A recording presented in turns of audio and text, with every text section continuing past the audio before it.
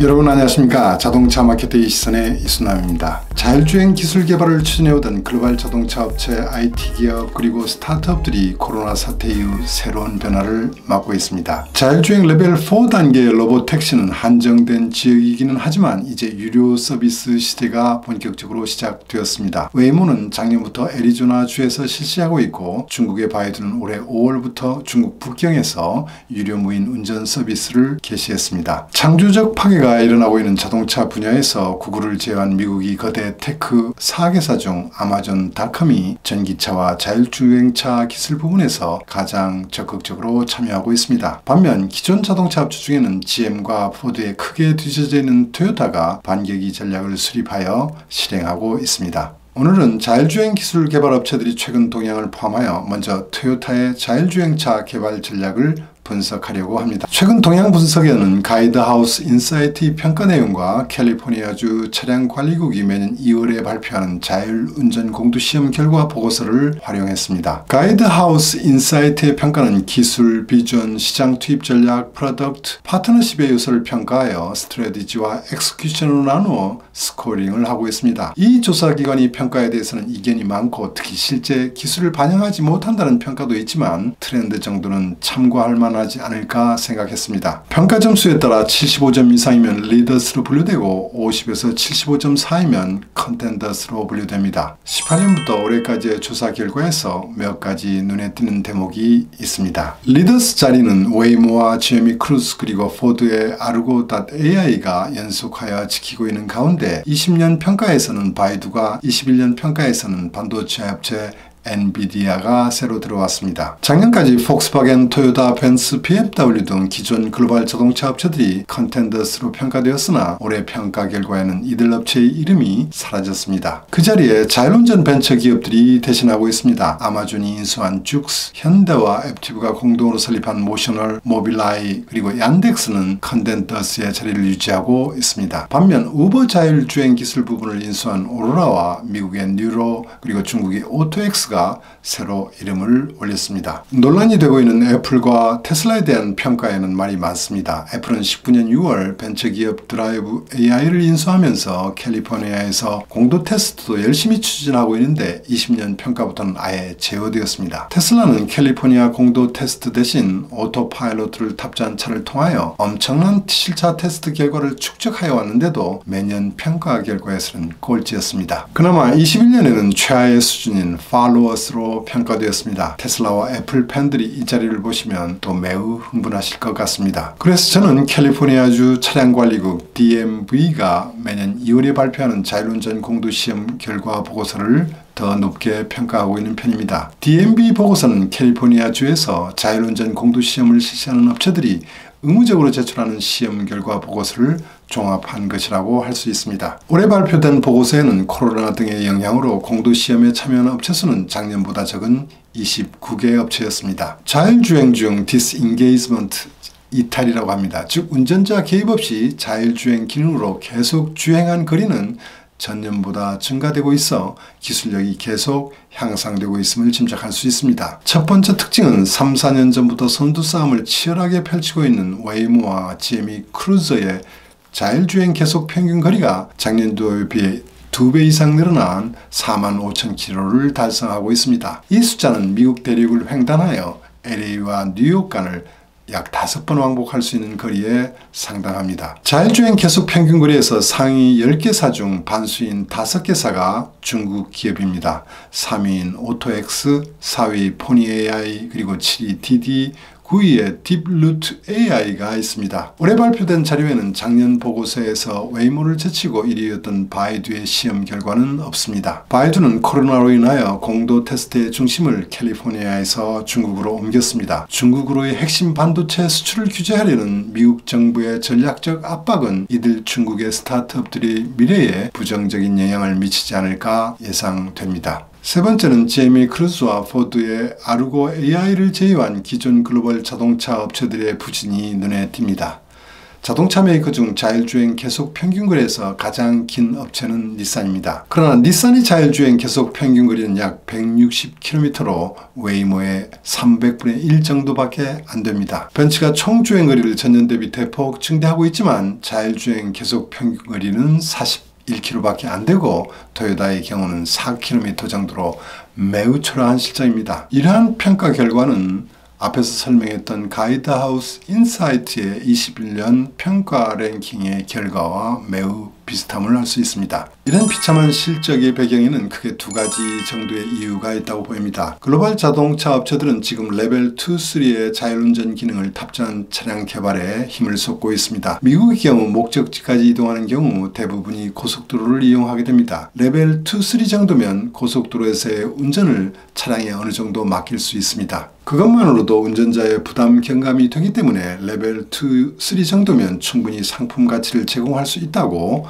판단하는 것 같습니다. 레벨 2이면서 기능은 레벨 3를 실현하고 있는 테슬라, 토요타 등은 안전성과 코스트를 낮추는데 더 중점을 둘 것으로 보입니다. 또 다른 이유는 레벨 4 이상의 자율운전에 대해서는 출자한 벤처 기술을 이용하려는 생각이 큰 것으로 보입니다. 공도시험 결과에서 최하의 수준을 보이고는 벤츠와 BMW는 각각 엔비디아와 인텔 모빌아이와 협업하여 대응한다는 전략입니다. 엔비디아는 향후에 차는 바퀴가 달린 데이터 센터가 될 것이라고 확신하고 있습니다. HPC 고성능 컴퓨팅과 GPU 화상처리 반도체 슈퍼컴퓨터에 대한 식견과 경험으로 자율운전 기술을 개발하고 있습니다. 공도 테스트 결과는 아직 우수하지 않지만 벤츠와 24년 목표로 차량 OS 개발과 자율주행 기술을 개발하는 부분이 가이드하우스 인사이트 평가에서 2위를 차지한 요인이었다고 판단됩니다. 혼다와 폭스바겐은 각각 자동차 업체에서 가장 앞서가고 있는 GM 크루스와 포드 아르고의 출자를 통한 협업을 추진하면서 그 기술을 활용하겠다는 전략입니다. 현대차는 아시는 것처럼 모션을 통하여 기술을 개발하고 있고 로보택시 시험 운영도 하고 있지만 캘리포니아 공도 테스트 실적은 아직 없습니다. FCA와 PSA를 합병한 스텔란티스와 르노, 닛산, 미쓰비시 연합 그리고 볼보, 제규어, 랜드로버 등은 적극적인 자사 개발보다는 웨이모와 협업을 통하여 기술을 확보하려는 전략으로 보입니다. 이렇게 보면 전 세계 글로벌 자동차 업체들은 어떤 형태로든 적용 시기에는 차이가 있겠지만 자율주행 기술을 전개할 수 있을 것으로 보입니다. 그러면 남는 것이 토요타가 됩니다. 토요타는 그동안 자회사 TRI-AD를 통하여 자율운전 기술을 개발해 왔지만 매우 적극적으로 벤처기업에 출자하는 전략을 병행해왔습니다. 18년부터 미국의 우버 자율주행 부분에 투자를 시작하여 19년에는 중국의 디디, 20년엔 중국이 포니 AI에 출자해왔습니다. 중국 시장에서 토요타 판매는 150만 대를 넘어서면서 미국 시장을 제치고 곧 1위 시장이 될 것으로 보입니다. 중국 시장에서 센가쿠 문제로 일본 제품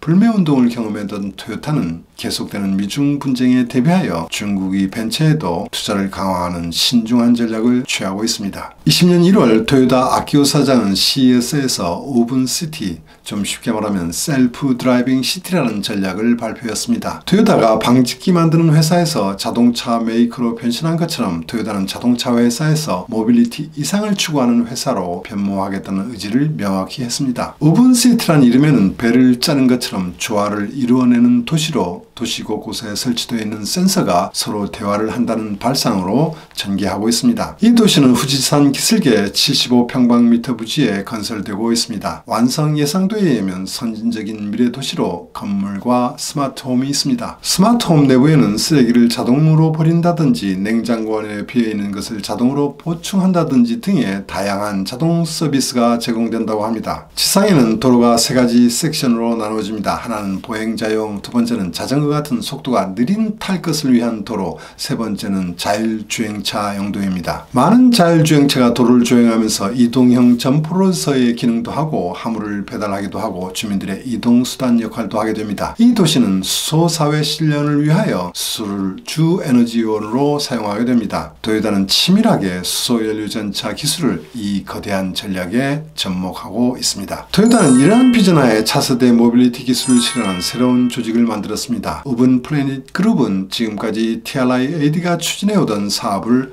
확대하는 형태로 올해 1월에 설립되었습니다. 그룹은 우븐플래닛 홀딩스와 우븐코어, 우븐알파, 우븐캐피탈이 4개사로 구성되어 있고 서로 연계하여 자율운전기술, 로보틱스, 스마트시티 등의 분야에서 새로운 이노베이션 창출과 파트너십 확충을 하게 됩니다. 우븐코어는 자율운전 기술과 고도운전 지원 기술의 개발을 담당합니다. 우븐알파는 우븐시티와 독자개발 프로그램, RNA OS 등 새로운 영역에 대한 사업 확대의 기회를 모색하여 혁신적으로 프로젝트화시키는 데 있습니다. 우븐캐피탈은 운용총액 8억 달러의 글로벌 투자 펀드입니다. 자율주행 모빌리티와 인공지능, 기계학습, 데이터 애널리틱스, 커넥티비티, 스마트시티 등의 영역에서 혁신적인 테크놀로지와 비즈니스 모델을 개발하고 있는 성장 단계의 기업에 투자합니다. 이러한 전략에 의하여 올해 3월 자율운전 벤처기업 뉴로에 1호 출자를 했습니다. 뉴로의 자율기술 수준은 두 평가기관에서 상대적으로 높은 평가를 받고 있습니다. 뉴로는 자율운전을 이용한 지역배송 분야에 있어 리더입니다. 동사는 최첨단 기술 및 미국의 대기업 브랜드와